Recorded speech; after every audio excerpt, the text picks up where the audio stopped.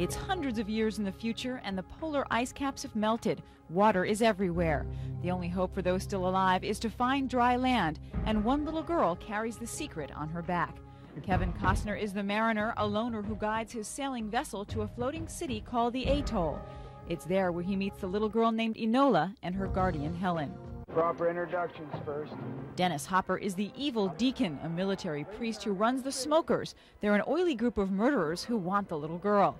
That's the premise behind the most ambitious film ever made, and those who worked on it said it was the most exciting project they ever encountered. I loved it. I loved going to work, going through the gates. It was just, I thought, this is what it must have been like to do a film in the 20s or the 30s. You know, we had all these extras and, you know, really specific costumes. I mean, the detail, the attention to detail was so incredible. I had a great time. I had a great living experience. I lived in a beautiful house on the sea.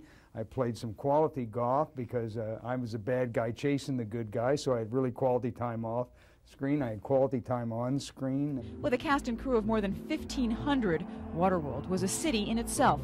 The floating atoll was erected off Hawaii's Kona coast. It was 1/4 mile in length. Nowadays, I think most movies would probably computer generate the atoll, but this thing was actually floating, so it kind of lended a real believability. It wasn't so hard to sort of, you know, to use my imagination because I was out there on the high seas floating on the world's largest freestanding floating structure.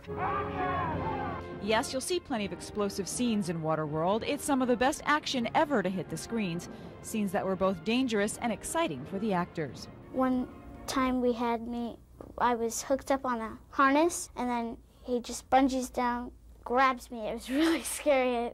I screamed. But those involved with the movie wanted to make sure Waterworld delivers in other areas as well. It's like a piece of art that I put on a refrigerator for my mom and dad. An expensive piece of art, but one I think that's well worth it. Lisa Petrillo, Channel 10, Eyewitness News.